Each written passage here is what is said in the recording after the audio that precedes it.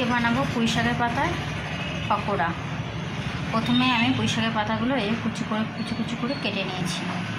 তারপরে পেঁয়াজ কুচি আর রসুন 4-5টা রসুন কুচি দিয়ে দিয়েছি।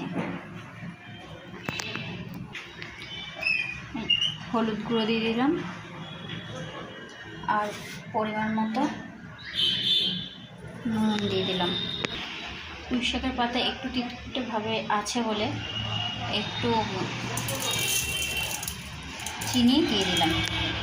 এবার এর ভেতরে পরিমাণ মতো চালের গুঁড়ো দিয়ে দেবো।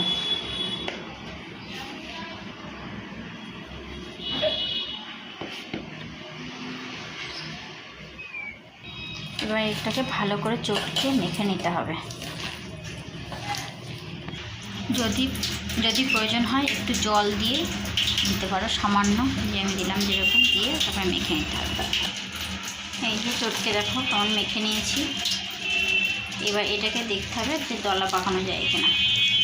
এইভাবে পকোড়ার মতো করে নিতে হবে। ভেতরে একটু লঙ্কা কুচিও দিয়ে দেবে, কারণ আমার বলতে মনে ছিল না লঙ্কা কুচিটা। এবার কড়াইয়ে তেল দিলাম। তেল গরম হওয়া পর্যন্ত অপেক্ষা করি। দেখো বন্ধুরা, তেলটা আমার গরম হয়ে গেছে, দেখেই বোঝা যাচ্ছে। এবার আমি এইভাবে গোল গোল করে শেপ করে এমনি ছেড়ে দিলাম।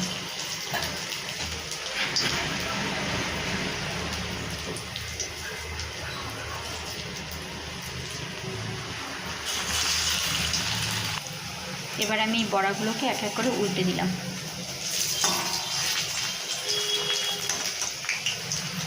এই যে পুঁই পাতার পকোড়া রেডি।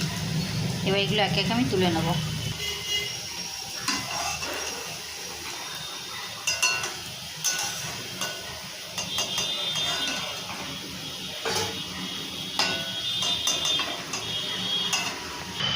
এই যে সবগুলো তুলে নিলাম।